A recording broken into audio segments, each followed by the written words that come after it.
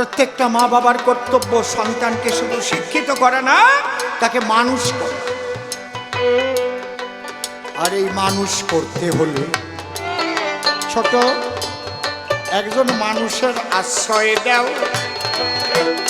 কোন বেশি আছে? লিকেজ হচ্ছে। কিসে আছে? মনিটরে নাকি? তুই শুনতে পাচ্ছিস না? কিসে কোন বেশি আছে? কিসে?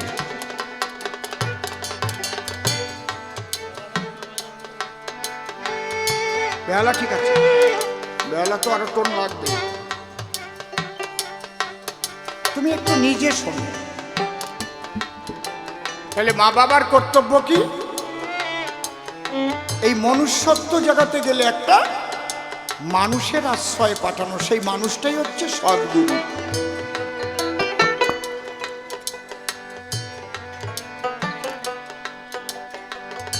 যার জীবনে সদ্গুরু নেই সে তো কাণ্ডারিবিহীন মানুষ। তার নৌকা কোন দিন কোন দিক যাবে তার ঠিক নাই। যে নৌকার মাঝি নাই, নদীতে ছেড়ে দিলে কোন জায়গায় যাবে তার ঠিক আছে? মাঝি হচ্ছে সদ্গুরু। মাঝি সে তোমার দেহতরি কিভাবে চালাতে হবে এই শিক্ষা দেবে। কোন ঘাটে কে বসা আছে, কোন ঘাটে তুমি যাবে, কোন ঘাট থেকে কাকে তুলবে।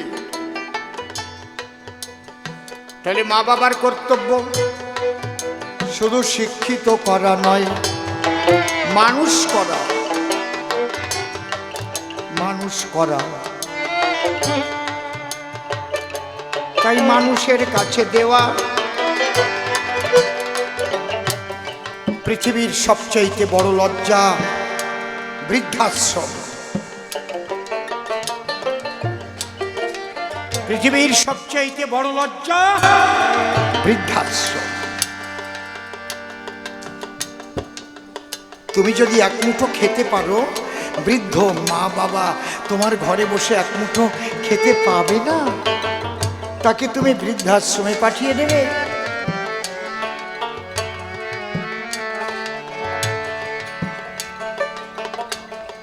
তবে আনন্দের বিষয় কি, এখনো গ্রামের কোনো মানুষ তার মা বাবাকে বৃদ্ধাশ্রমে পাঠায় না। পাঠায় যাদের লেখাপড়া শিখিয়ে কলকাতার বাবু তৈরি করে তারা।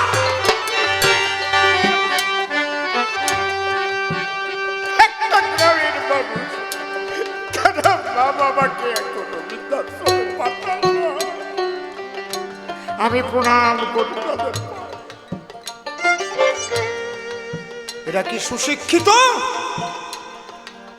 না কুশিক্ষিত? ভাবিয়ে তোলে। এরা কি শুভ বুদ্ধি সম্পন্ন বুদ্ধিজীবী না কুবুদ্ধি সম্পন্ন? বিরাট বিরাট শিক্ষিত গিয়ে দেখে বেশিরভাগ মা বাবাকে দেয় না খেতে, বউয়ের কথাই নাচে, এমন গাধায় সংসারে অনেক করে আছে দাদা।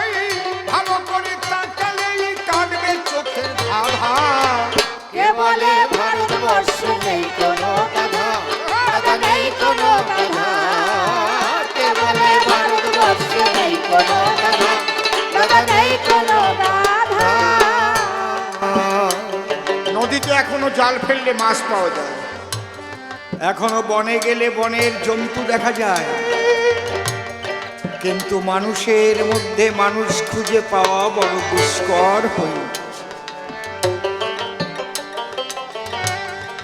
মানুষ, প্রত্যেকটা মানুষের, পৃথিবীর প্রত্যেক মানুষের একমাত্র ধর্ম মনুষ্যত্ব।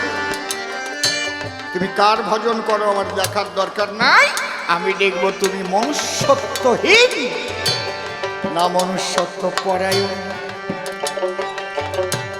আজকের আলোচনার ধারাটা অন্যরকম।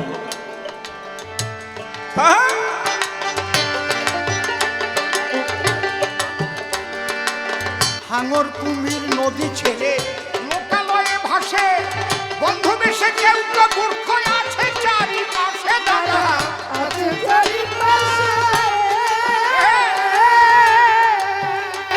হাঙর কুমির গুলোই মনে হচ্ছে এখন চারিদিকে কামড়ে কামড়ে খাচ্ছে।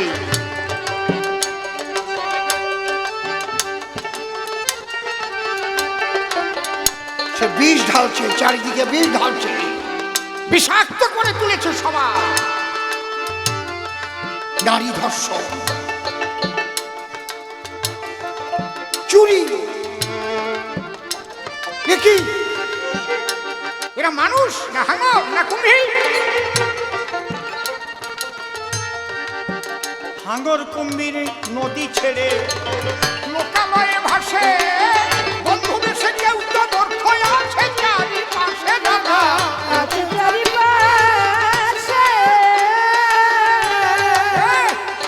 একটু ভালো করে তাকালেই, ভালো করে তাকালেই কাঁদবে চোখের ধারা। কে বলে ভারতবর্ষে নেই কোনো গাধা, দাদা নেই কোনো গাধা। কে বলে ভারতবর্ষে নেই কোনো গাধা, দাদা নেই কোনো গাধা। শুধু ধনে থাকিলে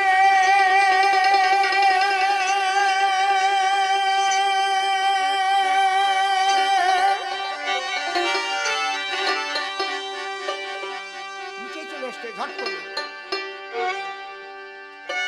পর্দাগুলো মেরে। শুধু ধন থাকিলে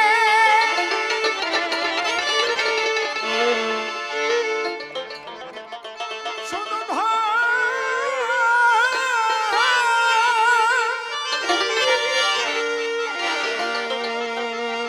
শুধু ধন থাকিলে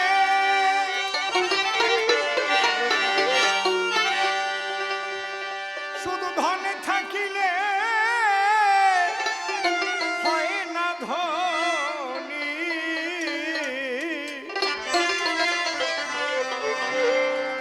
কৃষ্ণ ধন যার নাই হিয়ায়, কে বা ধনী আর কে বা গরিব বোঝা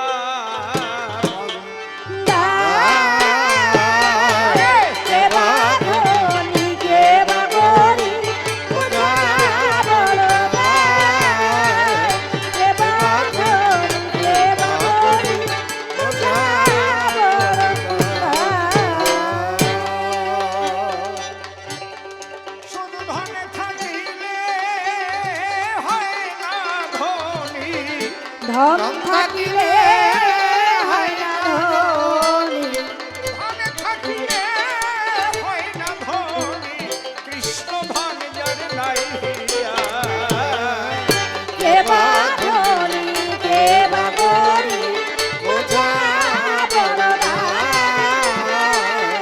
কে বা ধনী, কে বা গরিব, বোঝা বড় দায়। পার্থিব ধন টাকা করি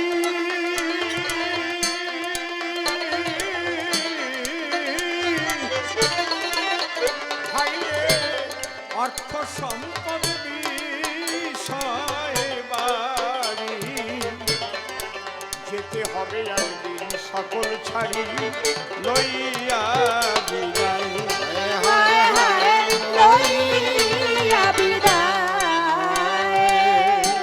সেদিন সাথের সঙ্গম এই হরি নাম, সাথের সাথী কেবল এই হরি নাম। পাগল মনুয়ারে মনুয়া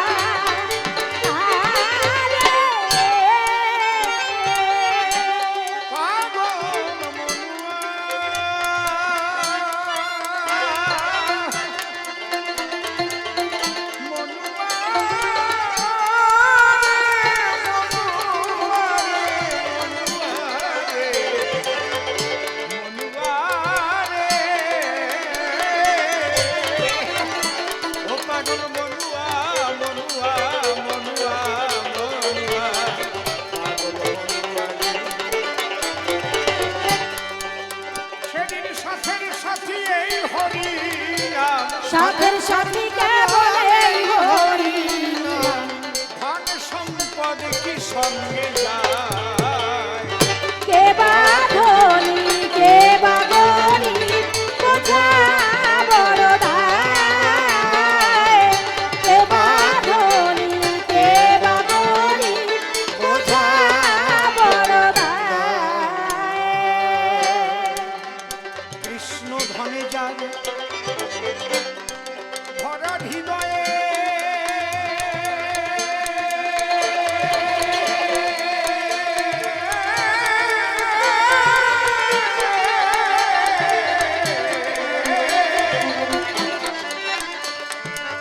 ভাইরে সে যে বড় ধনীর তনয়, তার সঙ্গে তার তুলনা হয় সারা বিশ্বময়। হায় হায় সারা বিশ্বময়। সে যে প্রেম সাগরে ভেসে ভেসে, প্রেম সাগরে ভেসে ভেসে সে যে প্রেম সাগরে ভেসে ভেসে মহানন্দে ঢেউ খেলায়। কে বা ধনী কে বা গরিব বোঝা বড় দায়। কে বা ধনী কে বা গরিব বোঝা বড় দায়। হও না তুমি উজির রাজা,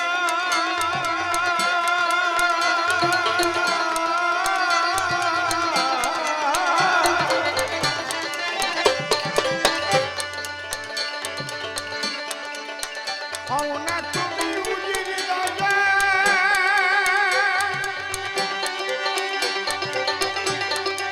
হও না তুমি উজির রাজা। ওরে শ্মশান ঘাটে একই সাজা, বুঝিরে তখন কেমন মজা হবে ভস্মময়। হায় হায় হবে ভস্মময়। এসব দেখে শুনে জ্ঞান হলো না, দেখে শুনে এত দেখে শুনে জ্ঞান হলো না, অধম অসীম রইল ঘোর মায়ায়। কে বা ধনী কে বা গরিব বোঝা বড় দায়। কে বা ধনী কে বা গরিব বোঝা বড় দায়। কৃষ্ণ চরিত্র ভালো নহে বলে গেছে তাই, কেন কৃষ্ণ মন্ত্রের দীক্ষা দেই আমরা বৈষ্ণব গোসাই। বাবা, পরের মেয়ে নিয়ে কখনো রাস হয় না, আর যদি পরের বউ হয় কখনো গভীর রাত্রিতে কৃষ্ণের বাঁশি শুনে সে যায় না।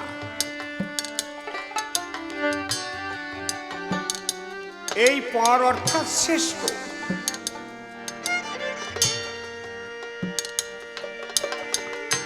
কারা গিয়েছিল? বৃন্দাবনে বাঁশি বেজেছিল। বৃন্দাবনে বাঁশি কি সবাই শুনতে পেয়েছিল? তারাই শুনেছিল যারা বাঁশি শোনার জন্য রাত জেগে জেগে বসে থাকে। সে কারা? কত যুগ যুগান্তরের মুনি ঋষি যারা করিয়া ঈশ্বরের ভজন তার চরণে রেখেছিল আত্মনিবেদন। বলেছিল, হে মালিক গো, আমাদের মনে আছে ভাবো, আমরা তোমার তোমার নরলীলার পারিষদ হয়ে যাব। তুমি যখন নরলীলায় যাবে, আমরা তোমার পারিষদ হয়ে তোমার সেই মাধুর্য রস আস্বাদন করব। তখন ঈশ্বর তাদের কথা দিয়েছিল, হে মুনি ঋষিগণ, বাবা আমি যখন দাপরে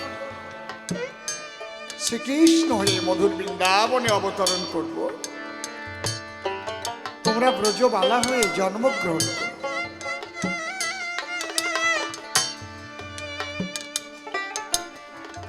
আমি তোমাদের বাঁশির সুরে টেনে নেব। আমার এই বাঁশির সুর তোমরাই শুনতে পাবে।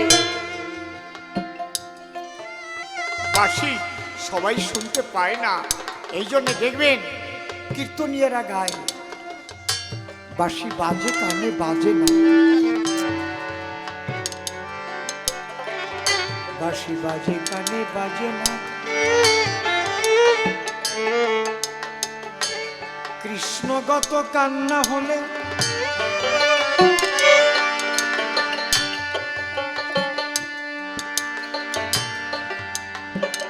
কৃষ্ণগত প্রাণ না হলে বাঁশি বাজে কানে বাজে না।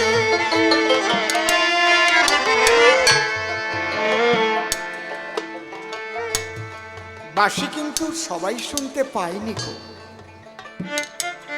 বাঁশি শুনবার জন্য যারা জেগেছিল, আকুল আগ্রহে ছিল, যুগ যুগান্তরের মুনি ঋষিরা তারা ব্রজবাসী হয়ে এসেছিল, ব্রজাঙ্গনা হয়ে এসেছিল।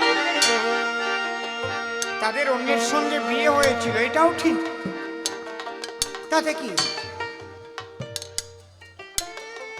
ও তো জাগতিক জগতের পতি, কিন্তু কৃষ্ণ তাদের কাছে পরমপতি, বিশ্বপতি।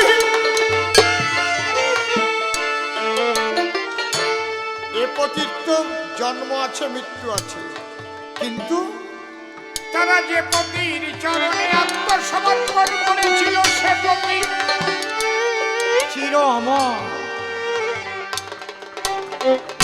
নৈনং সিন্দন্তি শস্ত্রাণি নৈনং দহতে পাবক না চৈনং হৃদয়ং তাপ না শোষয়তি মারুত। ঈশ্বর পরম কৃষ্ণ সচ্চিদানন্দ বিগ্রহ অনাদিরাদি গোবিন্দ সর্বকারণে কারণ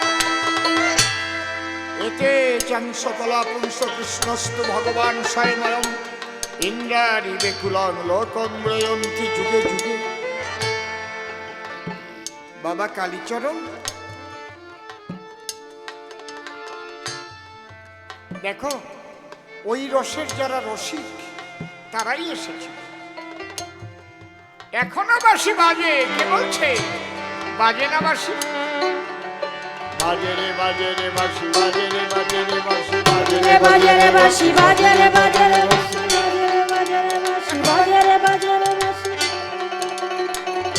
এখনো বাজে, এখনো সেই বৃন্দাবনে বাঁশি বাজে রে, এখনো সেই বৃন্দাবনে বাঁশি বাজে রে, এখনো সেই বৃন্দাবনে বাঁশি বাজে রে। শ্যামের বাঁশি শুনে বনে বনে, বাঁশি শুনে বনে বনে ময়ূর নাচে রে, বাঁশি বাজে রে, এখনো সেই বৃন্দাবনে বাঁশি বাজে রে, এখনো সেই বৃন্দাবনে বাঁশি বাজে রে। এখনো সেই রাধা রানী বাঁশি শুনে পাগলিনী, এখনো সেই রাধা রানী বাঁশি শুনে পাগলিনী। অষ্ট সখী শিরোমণি, অষ্ট সখী শিরোমণি নব সাজে রে, বাঁশি বাজে রে, এখনো সেই বৃন্দাবনে বাঁশি বাজে রে, সে বৃন্দাবনে বাঁশি বাজে রে। এখনো সেই যমুনা যমুনা যমুনা যমুনা যমুনা যমুনা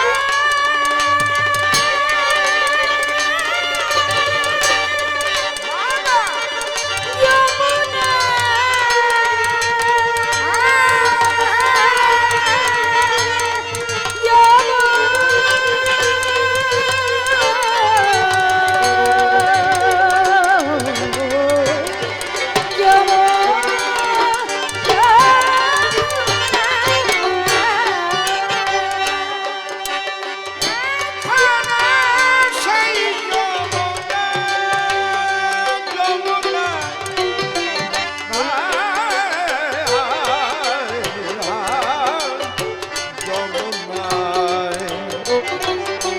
যমুনা যমুনায়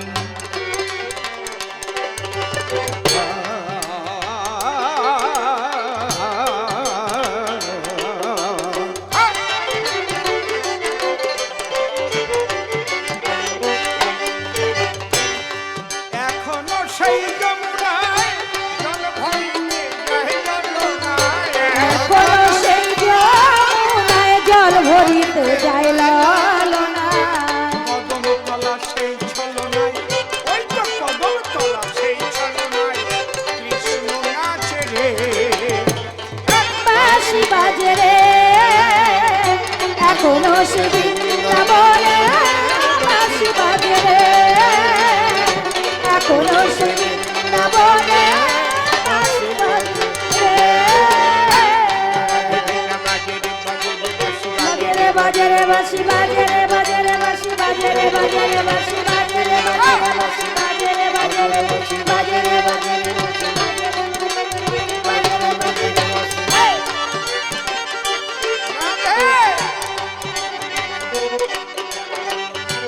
এখনো সেই গাভীগুলি এখনো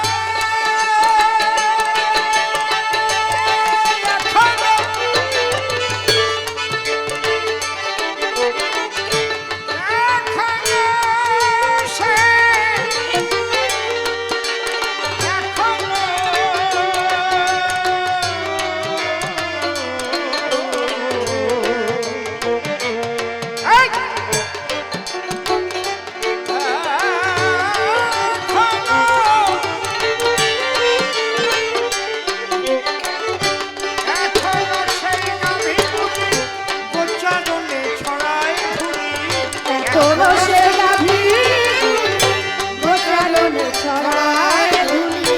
আছে সখা সনে কোলাকুলি সখা সনে কোলাকুলি রাখাল বাজে রে বাঁশি বাজে রে এখনো সে বৃন্দাবনে বাঁশি বাজে রে এখনো সে বৃন্দাবনে বাঁশি বাজে রে। আশা ছিল মনে মনে যাব মধুর বৃন্দাবনে আশা ছিল মনে মনে যাব মধুর বৃন্দাবনে। ভাবা পাগলা রয় বাঁধনে ভাবা পাগলা রয় বাঁধনে মায়ের কাছে রে বাঁশি বাজে রে এখনো সে বৃন্দাবনে বাঁশি বাজে রে এখনো সে বৃন্দাবনে বাঁশি বাজে রে। পিতৃজন রক্ষা করে নাই, খারাপ কইছি? যে কথা কবে তার উল্টো কথা আছে। আমি চাষি মানুষ, শুকনো মাটি শুকোই হাড় হয়ে গেছে, ওই মাটি চাষ করিয়ে নরম তুলতুল করে ফেলি, তাই নয়? অত সহজ আমি মেনে নেব না। তবে আমার খুব খারাপ লেগেছে বাবা একটা কথাই। কোনটা? প্রথমে উঠে ওইরকম একটা পাদের গল্প কি করে দিল। হ্যাঁ কি আমি সংক্ষিপ্ত প্রশ্ন করে গেছি, সংক্ষিপ্ত একটা গল্প বলেছি। কি কিন্তু উনি একজন গোসাই মানুষ। আচ্ছা, এই পাদের গল্পটা, এই যে যে পাদের গল্প, এটা তো গোপনীয় কথা নাকি দাদা? আপনি কি কোন গোপনীয় ব্যাপার না? তো এই গোপন ব্যাপারটা উনি জানলো কি করে? এটা তো ওনার বাড়ির ঘটনা না না নাকি? তা পাদের গল্প যখন কইছে, আমারও পাদের গল্প আছে। কারণ লাইনে যখন পড়িয়ে গেছে ছাড়ার কায়দা নাই। লাইনে যখন পড়িয়ে গেছে মোটে ছাড়ার কায়দা নাই। আপনারা কি করেন বলবো?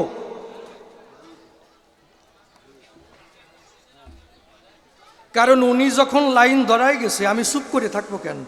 3 শয়তান, মারাত্মক শয়তান, সাংঘাতিক শয়তান, অসম্ভব শয়তান, দারুণ শয়তান, 3 জনে বলছে, ভাই কি জীবন ভরে তো আমরা অনেক প্রতিযোগিতা দেখেছি, শুনেছি, আমরা একটা নতুন প্রতিযোগিতা করতে চাই। কারণ এমন একটা প্রতিযোগিতা করব জগতে নাম ছড়িয়ে যাবে। একজন বলেছিল, ভাই জীবন ভরে এত ভালো ভালো কর্ম করেছি, কোনোদিন নাম ফাটে নাই, শালা যেদিন নিজের মাওইরি নিয়ে বেরোয় গেছি সেদিন নাম ফাটিয়ে পড়লো। তা এমন একটা কাজ করে যাব জগতে নাম ছড়িয়ে যাবে। বাসুদা কি কও? তা কি বলে? পাদের প্রতিযোগিতা। মানে পাদের প্রতিযোগিতা কি বলে? ওই যে পাদ দিয়ে ওই যে প্রদীপ জ্বলে না, মন্দিরের প্রদীপ ভাববেন না, এটা হচ্ছে গল্পের প্রদীপ। প্রদীপ জ্বলে, ওই প্রদীপ পায়ে দিয়ে, মানে পায়ে দিয়ে যে ওই প্রদীপ নিবেতে পারবে তারে 1000 টাকা পুরস্কার দেওয়া হবে। জীবনে শুনেছেন? 3 জন চলে গেছে, একজন 35টা পোলট্রির ডিম খাইছে, ওর সঙ্গে আবার একটু বিট লবণ মাখিয়েছে। কারণ জানেন, যত বিজ্ঞ নারী নরে, অনেক সময় ওই পোলট্রির ডিমের সঙ্গে যদি একটু বিট লবণ মাখানো যায় তাতে একটু গ্যাসের উৎপত্তি বেশি হয়। তা পোলট্রির ডিম 35টা জায়গা মতো বড়িছে। আর একজন কি করছে, 45টা কাঁচা মূলো খাইছে। মানে নাম শুনলি কিরকম একটু গ্যাস গ্যাস হয়ে ওঠে না, খাইছে জায়গা মতো। আর একজন কি করেছে, আলুর চপ, হেলেঞ্চার চপ, পেঁয়াজি, যত চপ আছে ভাই একটাও বাদ দেয় নাই, সব কটা জায়গা মতো বলিছে। এখন ওর মধ্যে যেটা মারাত্মক শয়তান, সে হেঁটে আসছে, পা ফাঁকা করে না, পা লাগিয়ে হেঁটে আসছে। জানেন যত বিজ্ঞ নারী নরে, কারণ পা ফাঁকা করলে যদি আসতে বেরোই পড়ে, অন্তর দিয়ে দেখুন ভেবে, তাতে পাদের চাপটা একটু কমে যাবে। কি এ তো হাওয়ার খেলা, আমি বলি সভাতলা। তা ও পা লাগিয়ে হেঁটে আসছে, 3 জন উপস্থিত হয়েছে, বলছে ভাই আর কত সময় চাপিয়ে রাখবো, এবার শুরু করা যাক। এখন একজনের প্রদীপ জ্বলছে, ও গিয়ে কাজ হয় নাই। দ্বিতীয় জন ভাবছে আমি যাই, এবার ও গিয়ে পাদ দিয়েছে। ভাই পাদের বাতাসে, আমি বলি সভা পাশে, প্রদীপের একটু শিখা হেলে দুলে গেছে, কিন্তু প্রদীপ লেবে নাই। তৃতীয় জন ভাবছে শালা ওরা যে কায়দায় দিছে ওই কায়দায় দিলে আমার কাজ হবে না, আমি একটু নতুন কায়দায় দিতে চাই। কারণ ও যে লুঙ্গি পরা ছিল, তলে যে আন্ডার প্যান্ট ছিল, ও ছাতা খুলে ফেলেছে। জানেন যত বিজ্ঞ নারী নরে, অনেক সময় আন্ডার প্যান্টে পাদে বাধা সৃষ্টি করতে পারে। আন্ডার প্যান্ট খুলে এইবার প্রদীপের কাছাকাছি গিয়ে যখন দুড়ুম করে ছাড়িয়ে দিয়েছে, পাদ বেরোইছে, পাদের সাথে গু বেরোইছে, প্রদীপ নেমে গেছে। ওকে এই ফেল 1000 টাকা। ও কয় শালা তুই 2000 টাকা ফেল, তোর সাথে কথা ছিল। এই কি কই কথা ছিল, তুই পাই দিয়ে প্রদীপ নিবেবি, তুই শালা হাইয়ে প্রদীপ নিবে লিখেল, ফেল 2000। তুমি আমার সামনে পাদের গল্প দাও, আর টুনটুনি পাদ, ওটা কি, ওটা পাদ হলো নাকি? পাদ, এটা হচ্ছে রাজা পাদ, অ্যাটম বোমা রাজা পাদ কয় রে। ওটা পাদের জাত হলো নাকি? কি কি বলবো তোমার কাছে? এই রাজাপাদ আমার কাছে আছে, কই দিয়ে দেখো। এই জন্যে গোসাই তুমি আমার কথা নেবে, পরিষ্কার করে বুঝাই দেবে, এক এক করে আমার জানবার আছে অভিপ্রায়। এইবার এই যে ধর্মের কথা বসে শুনুন বিজ্ঞ শ্রোতা, আমি বিভিন্নভাবে বলেছি। ভিন্ন ভিন্ন ধর্ম কেন? তাতে বলে মনুষ্যত্ব হীন হলে কাজ হবে না, তাই নয়? মনুষ্যত্ব চাই, এই জন্যে সদ্গুরুর আশ্রয় নেওয়া যায়, ভালো কথা। আচ্ছা বাবা, সদ্গুরু কাকে বলে? আজকাল গুরু গোসাইকে যে অবস্থা হয়েছে, আরে কপাল রে। দীক্ষা দেওয়ার পরে কয়েকদিন শিষ্যর বাড়ি যেয়ে ঘোরে, আর কুতকুতই ওই শিষ্যের দিক তাকায়, মানে ওই শিষ্যের বই দিক তাকায়। তারপরে কয়েকদিন পরে ওই শিষ্যের বৌরি নিয়ে সিসি ভাগ, এরকম আসে না? আপনারা কি করেন? আসে না? নাই মনে হয় না? আসে, চোখ শুয়ে কই, সত্যি কথা। দাঁড়িয়ে বলি সবার ঠাই। এরকম অনেক গোসাই আছে যার যা মিলাই শরীরে কপাল, মার খাই না খাই, ওর দশ যায় নাই। কি এরম গোসাই আছে। আর গোসাই যারা, ওরে বাবা, তেল মাখি কি কায়দায়, কড়িয়ে কাপের 1 কাপ না হলে হয় না। কড়িয়ে কাপের 1 কাপ নেবে তেল, সর্ষের তেল, আবার নিজে নিজে মাখবে না, ওর জন্য আবার যুবতী মেয়ে ছেলে থাকবে, রে কপাল। কেউ আবার বিধবা নিয়েও গড়ে, কপালে সিঁদুরের ফোঁটা নাই, হাতে শাখা নাই, আবার ইন্দুরের কাজ বন্ধ নাই। আপনারা তো হাসেন, আমার দুঃখের জ্বালায় কাশও আসে না। তাই গোসাই কি যে অবস্থা, ওরে কেলিও কল্লার পালায় পড়ছি চারিদিকে কি। কিন্তু এ গোসাই কেমন একটু বাজানোর দরকার আছে তো নাকি? খালি দীক্ষা নিয়েই নিলাম, কানে 2 ফু দিল, এই যা বললাম তুই বলিস না, কি তাতে তো কাজ হবে না। বাবা কি কম? এই জন্য গোসাই কেমন কেমন তার বক্তব্যের ধরন, কেমন তার জ্ঞানের ওজন। কারণ আমার মধ্যে যে জ্ঞানের বাতি জ্বলে নাই, গুরুদেবের কৃপা বলেই দাঁড়িয়ে বলি সভা তলে, যদি জ্ঞানের বাতি ওঠে জ্বলে, তাহলে ওই গুরুদেবের চরণ পন্থে ঠাই নিতে চাই, আর নয় ওই গুরুদেবের আজকে টিক্কি কাটিয়ে তারপরে আমি তিলক মুছিয়ে একেবারে দেশে পাঠাই দিতে চাই। বাবা কি কও? কাজ হয়ে গেছে। এই জন্যে তোমার চরণ ধরে করি মানা। আমার প্রশ্নের জবাব দিতে এসে বিভিন্ন ধরনের ভাবে বিভিন্নভাবে বুঝাইয়ে না, দাদা চলে আসো। কারণ তারপর আমি প্রশ্ন করলাম কি, যে কৃষ্ণের চরিত্র আমার চোখে আমি যা দেখি, আমি কারোর চোখের কথা বলিনি, কি বাবা, আমার চোখে যেটা আমি দর্শন করি, যে কৃষ্ণের চরিত্র দ্বারকায় কি করেছে, বৃন্দাবনে কি করেছে, মথুরায় কি করেছে, তাই নয়? কিন্তু আমার চোখে সত্যি ভালো লাগে না, আর মানুষের মুখেও শুনি।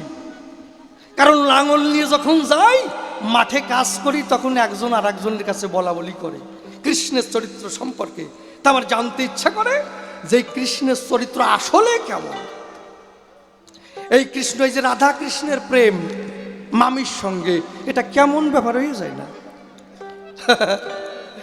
তাই এই রাধা কৃষ্ণের প্রেম, এটা কি নিষ্কাম না সকাম, এও একটা প্রশ্ন করে যাই নাকি? দাঁড়ান, এইটা বলবানি, আগে আর একটা প্রশ্ন কষিয়ে যাই।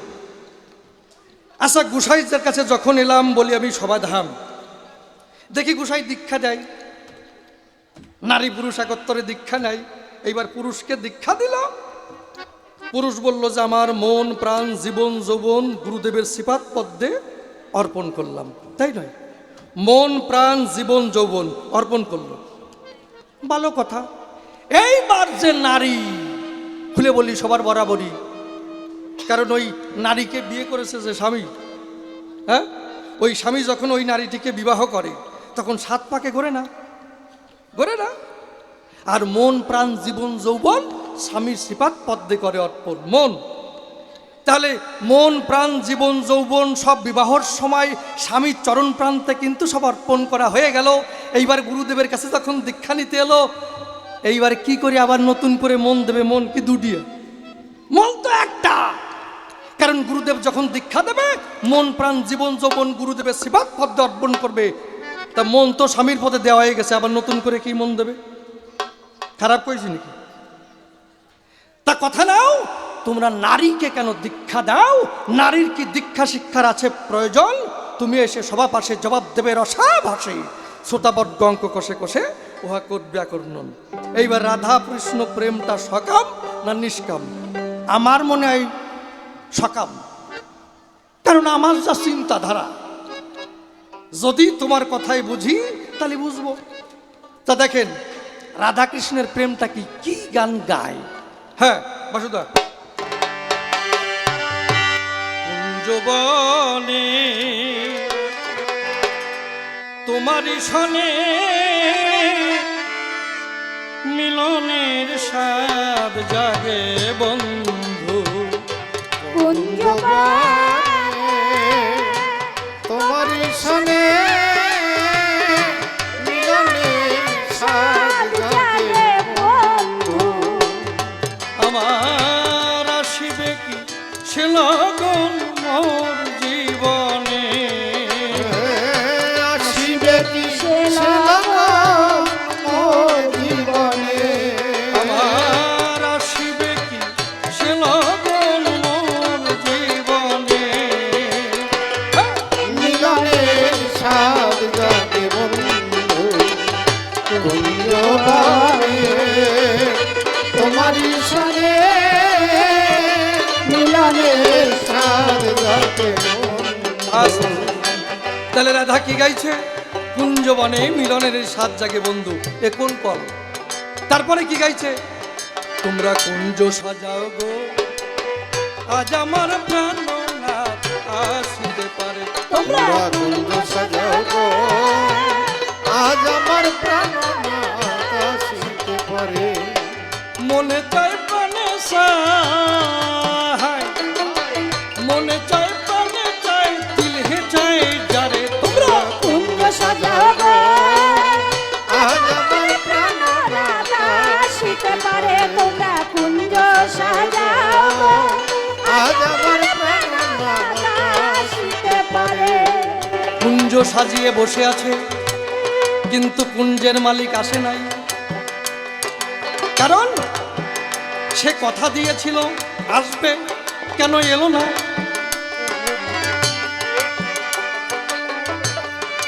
সে তো আমায় কথা দিয়েছিল আসবে, কিন্তু কেন এলো না? কেন এলো না? কেন কেন এলো না? কারণ কথা দিয়ে যদি পরাণ বন্ধুর আসার কথা ছিল, যদি না আসে তখন বিরহ এসে জ্বালা আসে, ক্রোধ আসে, ক্রোধে বুদ্ধি নষ্ট হয়। তখন রাধারানী কি গান গায়? দিল না দিল না, হ্যাঁ, দিল মন দিল না, এত যে মিঠুর বন্ধু জানা ছিল না গো, এত যে মিঠুর বন্ধু জানা ছিল না। দিল না দিল না, দিল মন দিল না, এত যে মিঠুর বন্ধু জানা ছিল না গো, এত যে মিঠুর বন্ধু জানা ছিল না। আমি জানে বাসি ভালো কাজলের চেয়েও কালো, আমি যারে বাসি ভালো কাজলের চেয়েও কালো, আমি জানে বাসি ভালো কাজলের চেয়েও কালো, হয় না তাহার তুলনা। দিল না দিল না, দিল মন দিল না, এত যে মিঠুর বন্ধু জানা ছিল না গো, এত যে মিঠুর বন্ধু জানা ছিল না। চুল কালো আখি কালো, কাজল কালো আরো, কাজলের চেয়েও কালো বলতে কোনটা পারো? চুল কালো আখি কালো, কাজল কালো আরো, চুল কালো আখি কালো, কাজল কালো আরো, কাজলের চেয়েও কালো বলতে কোনটা পারো? আমি জানি বাসি ভালো কাজলের চেয়েও কালো, আমি যারে বাসি ভালো কাজলের চেয়েও কালো, আমি জানি বাসি ভালো কাজলের চেয়েও কালো, হয় না তাহার তুলনা। দিল না দিল না, দিল মন দিল না, এত যে মিঠুর বন্ধু জানা ছিল না গো, এত যে মিঠুর বন্ধু জানা ছিল না। রাধা কৃষ্ণর মধ্যে কেমন প্রেম হয়, এই কথা গোসাই বলবে রাষ্ট্র ভাই। এটা সকাম প্রেম না, নিষ্কাম প্রেম হয়। তাহার তুমি দিয়ে যাবে আসল পরিচয়। লোকে দেখে কৃষ্ণ সম্পর্কে বাজে কথা কয়, রাধা কৃষ্ণ সম্পর্কে কলঙ্ক দেয়। কেন কৃষ্ণের এত কলঙ্ক ছিল, সেই কথা বলো তুমি আজি সবাতল। সেই তত্ত্ব জানতে আমার আছে আকিঞ্চন, তোমার চরণে প্রশ্নমালা করলেন নিবেদন। তবে প্রশ্নকর্তার বেশি বলা নিষ্প্রয়োজন, আমার মতো ভাবে কানে করবো সমাপন। এরপরে গোসাই আমার সভাতে আসবে, তাহার ভাবের কথা কইয়া বলিবে। ওই যে কি এরপরে এসে কোন কথা কয়, কোন ভাবের ভাব ধারাই উঠাইয়ে লয়। বড় বড় কবি আল ছিল যারা যারা, কালেরটা নেই একদিন কোথায় বিলীন হলো তারা। আমি তো কবি চারা সম্মুখে দাঁড়াই, আপনাদের কৃপা আশিস আমি বটে চাই। আপনারা করুণা করে দিবেন চলন ভুলি, সেই দিলেতে জানাই আমি হরি বলে বলি। এই হৃদয়টা জানাই আমার শুভবিন্দু নয়, এই মিনতি জানাই আমি ভাতবিন্দু পাই। এই পর্যন্তই আমার ভাব সাঙ্গ হয়ে গেল। ভরে একবার হরি